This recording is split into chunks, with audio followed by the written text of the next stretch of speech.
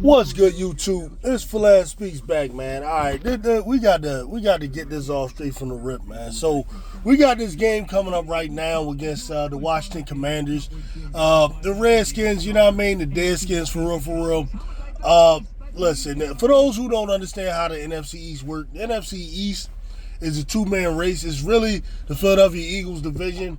Sometimes the Dallas Cowboys, they come through and they'll make a special appearance and win the division sometimes. Pretty much been a two-man race for the last, 10 years? When was the last time the Giants won? You know what I'm saying? Giants won what? In 2012, I think it was. Yeah, so over the last 12 years, whatever, been a two-man race between the Eagles and the Cowboys. The Commanders and the Giants, every now and then they stick their head up there and they become relevant. You know what I'm saying? Now, listen, I'm going to say this from the rip. I'm happy for the Commanders, what they doing, because it's like when you got a little brother, right?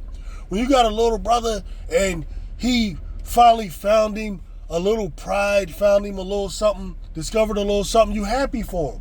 Now, you never going to let him beat you, but you happy for him, and this is basically what's coming on. Now, what I don't like is the way this is being promoted. I listened to, what's that show earlier? Get Up? Get Up. And you got Dominique Foxworthy used to play cornerback. He wasn't never that great or whatever, but he all right on Get Up, whatever. And they talking about, is Jalen Hurts the best quarterback in the NFC, right? This is the question. Now, whatever, people had their opinion. He says no, but, whatever. But he goes and he says, he's not even the best quarterback in the NFC East, Jalen Hurts. And he talking about Jayden Daniels is the guy right now, right? And I'm trying to figure out, like, this type of mindset, this type of thinking. Like, excuse my language, but how in the fuck can, you take one quarterback who been in the league, 4 years for Hurts, or maybe 5? 4 years. 4 years, right? Yeah, 4 years. Got a resume that's got all pro on it. Got a resume, got Super Bowl appearance on it. A resume where he balls out in the Super Bowl, in the opinion of many, outplays Patrick Mahomes.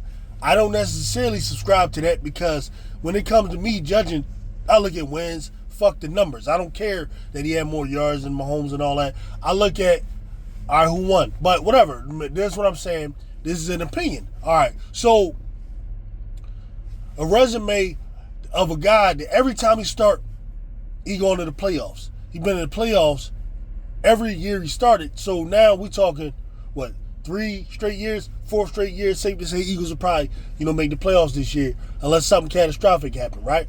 So you got that resume. One of the best resumes for a quarterback in those 4 years. This is undoubted. Jalen Hurts done made NFL Top 100. He done been ranked by his peers. The 3rd best player in the league by his peers. Last year, ranked by his peers. His peers. 15th best player. Now, you can think what you want. Those his peers. These dudes like Chris Jones saying this type of shit. Dudes like Aaron Donald saying that. Dudes like Lattimore and real dudes that can play saying that about Hurts. And then you got this rookie, Jayden Daniels, who I like. I'm actually happy that Washington could possibly, once again, be competition. But let's keep it real. Washington ain't been real competition since, Mark Rippon and Art Monk. Art Monk, nigga. Like, Ricky Sanders and Gary Clark, Gerald Riggs, Ernest Biner was the running back, bruh. Charles Mann, Dexter Manley. I'm sure there are Commander fans right now, young bulls, who swear they Commander fans. I could run down all your teams better than you. For real. The last time they were relevant, bruh, they had Gerald Riggs as a 3rd down running back, who was getting the short yardage. This is what we talking about. I get it, you had a little year with RG3, but I'm happy to see some excitement going on in the nation's capital. But, the disrespect to say that, or to present this as if the Commanders are a measuring stick for the Eagles. You got some idiots in Philly right now saying we're not sure how good the Eagles are until we beat a team like the Commanders. Till you beat the Commanders, bruh. What type of logic, what type of sense are you working with, my man? Until we beat that. No, bruh, it's the other way around. This our fucking division, guys. That, like, far as the last 10 years or whatever, who won a Super Bowl in this division? Who represented this division in the Super Bowl over the last 10 years? That would be your Philadelphia Eagles, sir. We represented for the NFC. Forget the NFC East. For the NFC twice in the last 10 years in the Super Bowl. Versus a team that ain't been relevant since Mark Rippon was playing. We talking, what, 91? That the Redskins won? And you saying the Redskins, the Deadskins rather, are a measuring stick for the Eagles? What? What happened last year?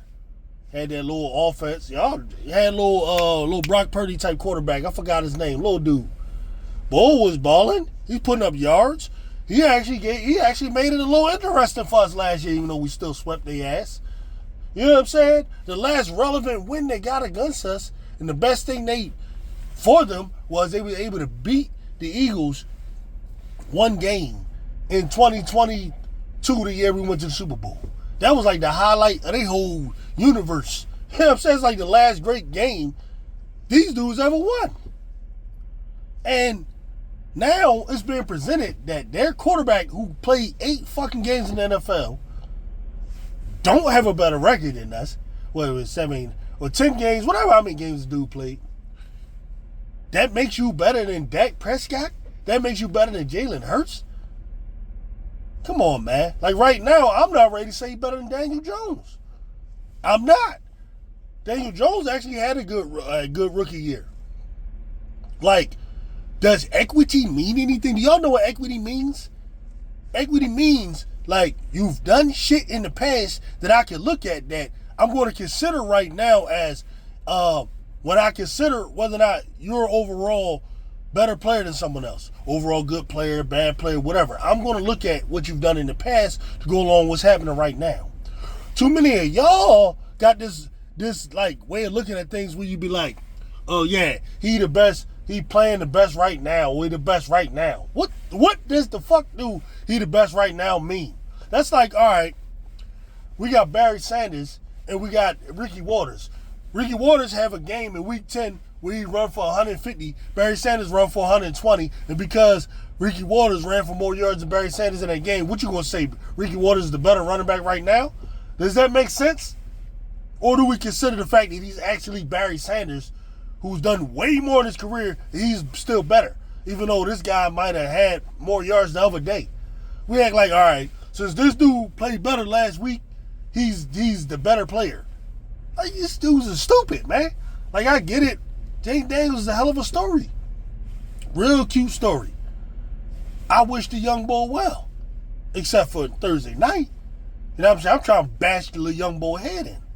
But this is what's about to happen. I watched the game against the Steelers. I mean, he did good. He did what he had to do. He's a rookie. I judge him on a rookie scale, so I say it's good. But, like, to be, like, comparing him to veterans and all that, man, y'all some ignorant-ass niggas, man. Like, all that kind of stuff is weird to me, man. It's weird to me. And I can't wait, man, that Thursday night. Now, he about to start facing real coordinators, man. What coordinators has this dude faced right now? What defense has he faced? You about to go up against Vic Fangio, cuz. Vic Fangio, excuse me. You about to go up against some corners. Yeah. Thursday night, we won't see what it is. I heard one dude talking about, oh, he went toe-to-toe with Russell Wilson. First of all, what was the outcome of the game? He lost the game to Russell Wilson. That's number one. Secondly, you realize, like, that shit don't mean nothing in this conversation when you're talking about Jalen Hurts.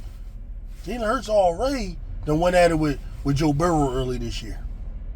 He done already went at it with Jordan Love this year. Last year, he went at it with Josh Allen. He went at it with Pat Mahomes. You know what I mean? What is we talking about? And guess what? He won all those games. He won all of them. So, I mean, if that's your measuring stick, that he went at it with this guy and all of that, like, bro, all I'm saying is, listen, I'm not saying young boy ain't nice. He a nice young boy. I like his poise. I like what he doing. But, like, y'all be doing way too much, bro. Y'all be doing way too much. But I love it, man. You know why?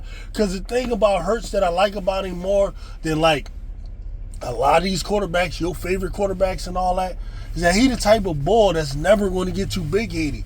He going to take that information, put that in his head, and go psycho crazy. He a little different. He not no dude you find on social media. He ain't no podcasting dude, none of that shit. All Jalen Hurts do is eat, drink, sleep, football, cuz. That's it. That's it. And that's why he has the success he has, man. And as far as you deadskins from the nation's capital, we're going to see y'all Thursday night, man. We're going to see y'all Thursday night, bruh.